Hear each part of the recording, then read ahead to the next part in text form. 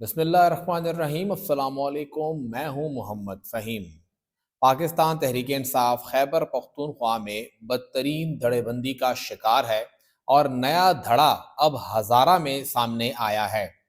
साबिक सेनेटर आज़म सवाती साहब ने स्पीकर खैबर पख्तूनख्वा असम्बली बाबर सलीम सवाती पर इनडायरेक्ट इंतहाई संगीन इल्ज़ामात लगा दिए हैं और मामला इस हद तक चला गया कि स्पीकर को भी जवाब में सवाल करने पड़ गए। आज़म स्वाति साहब मानसेरा पहुंचे तो वहां पे कुछ कारकुनान वहां मौजूद थे। उन्होंने उनका इस्तकबाल किया और खुल के उन्होंने कहा कि यहाँ पर बदतरीन करप्शन हो रही है। उन्होंने डिप्टी कमिश्नर का जिक्र किया और कहा कि ये करप्शन डिप्टी कमिश्नर नहीं कर रहा, यहाँ के मुंतखब नुमाइंदे कर रहे हैं। जो मानसेरा से मुंतखब नुमाइंदे हैं उनमें से दो इस वक्त एक अहम ओहदों पर हैं, अपने अपने अहम ओहदों पर हैं। एक जायद चंदेब साहब मुशीर हैं सयाहत के लिए, और उनके साथ साथ बाबर सलीम सवाती साहब भी मानसेरा से हैं जो कि स्पीकर खैबर पख्तूनख्वा असम्बली हैं। आज़म सवाती साहब ने कहा कि जिन्होंने गाड़ियों पर झंडे लगाए हैं वो झंडे उतरवाऊंगा या उतरेंगे और इमरान खान को कहूंगा कि इन लोगों को फारिग करें, जिनका मकसद लोग नहीं हैं बल्कि अपने प्रोटोकॉल हैं। और फिर यहाँ पर सीटें खाली होंगी, इलेक्शन होंगे और वर्कर्स को टिकट दिया जाएगा। उन्होंने ये तासुर दिया कि यहाँ पे जो इस वक्त मुंतखब MPAs हैं जो अहम ओहदों पर हैं, जाहिर बात है वज़ीर आला या स्पीकर की गाड़ी पर झंडा होता है, तो उन्होंने स्पीकर की गाड़ी के झंडे पर ही इनडायरेक्ट निशाना रखा कि वो झंडे उतरेंगे और वो सीट खाली होगी और फिर वहां पर बाई इलेक्शन होके वर्कर सामने आएगा। ये शदीद तनकीद उन्होंने की और हर तरह से उन्होंने तनकीद की तमाम मुंतखब मेंबरान असम्बली पर, हत्ता कि बाबर सलीम सवाती साहब के भांजे या भतीजे जो हैं जिनके पास पार्टी का ओहदा भी है वो उनके वहां मौजूद भी थे, लेकिन वो खामोश रहे।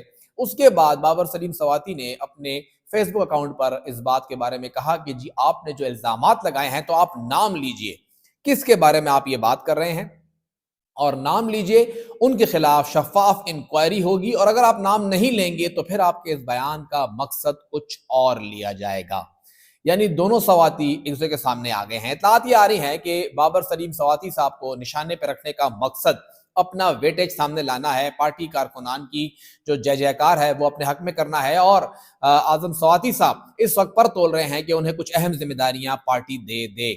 ऐसे वक्त में जब अली अमीन गंडापुर साहब को सूबाई से हटा दिया गया है, अब इस कुर्सी के नए नए उम्मीदवार सामने आ रहे हैं और ना सिर्फ इस कुर्सी के बल्कि मरकज पर भी, जो कि वहां पर कुछ लोग हैं कुछ ओहदों पर हैं उनसे इमरान खान नाराज हैं, तो उनके खिलाफ भी अब ये मुहिम चलेगी कि वहां पर उनकी रिप्लेसमेंट की जा सके। ये धड़ेबंदी हजारे में चल रही है तो मलाकंड में कैसे कोई खा पीछे रह सकता है। अली अमीन गंडापुर साहब, उनके खिलाफ तो ऑलरेडी पूरा एक कैंप चल रहा है और हमने देखा है कि किस तरह उनके खिलाफ ये सब लोग इकट्ठे हुए या कुछ लोग उनके खिलाफ रहे और अली अमीन गंडापुर साहब तन तनहा नहीं रहे। कुछ लोग समझते हैं कि वो तन तनहा है, लेकिन उनका अच्छा खासा ग्रुप है और ग्रुप क्या, पूरे के पूरे पार्लिमानी जो मेंबरान हैं MPAs हैं वो 90% आज भी उनके साथ खड़े हुए हैं। और यही वजह है कि इस धड़ेबंदी के अंदर जो सवाबी का जलसा है उसमें ज्यादातर मेंबरान सूबाई असम्बली और कौमी असम्बली उस तरह से पार्टिसिपेट नहीं कर रहे हैं जिस तरह अब तक अली अमीन गंडापुर साहब के सूबाई सदर होते हुए जलसे जुलूस में लोग करते थे।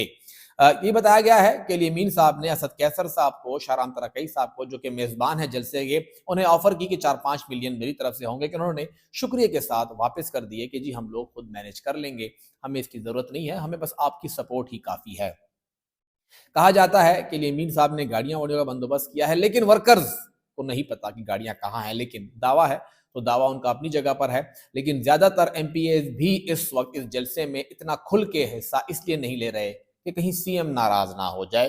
फंडिंग तो सारी CM के पास है, तो वो खामोशी से सिर्फ गेज कर रहे हैं कि सूरत हाल क्या होगी। तो ये जलसा जो है वो बेसिकली अली अमीन वर्सेस देम, जो कि वहां पे ग्रुप है सवाबी, थोड़ा बहुत मर्दान, थोड़ा बहुत मलाकंड, उनके दरमियान जो मुकाबला है वो चल रहा है। फिर साथ ही साथ आतिफ खान साहब का जो शाफरमान साहब के खिलाफ उन्होंने जो वॉइस नोट्स किए उसका भी झगड़ा खुल के आ गया कि न जाने कौन इमरान खान साहब को गालियां देता था या बुशरा भी कर देता था, लेकिन बहुत बुरी भले जो बातें थी वो काफी जली कटी सुनाई गई एक दूसरे को। तो वो धड़ेबंदी भी सबके सामने, और फिर इन सब के अंदर मुराद सईद साहब के जो बड़े चहीते मेंबरान हैं वो खामोशी से बैठे हैं कि हम कहाँ जाएं, कहाँ देखें।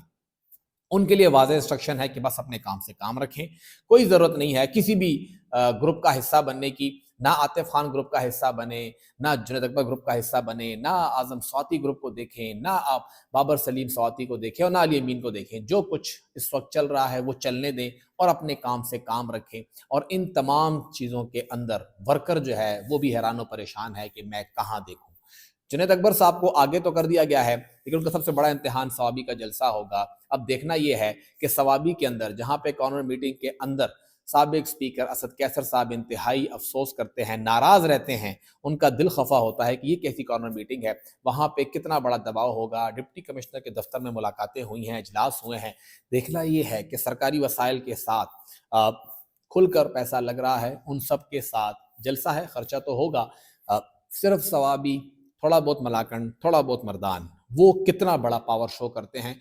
और क्या अली अमीन के पावर शोज को नज़रअंदाज कर दिया जाएगा इसके बाद? और अगर ये पावर शो कामयाब नहीं होता तो फिर जुनैद अकबर साहब कहाँ खड़े होते हैं? क्या अली अमीन साहब को भी इसके कुछ कॉन्सिक्वेंसेस भुगतने पड़ेंगे या नहीं?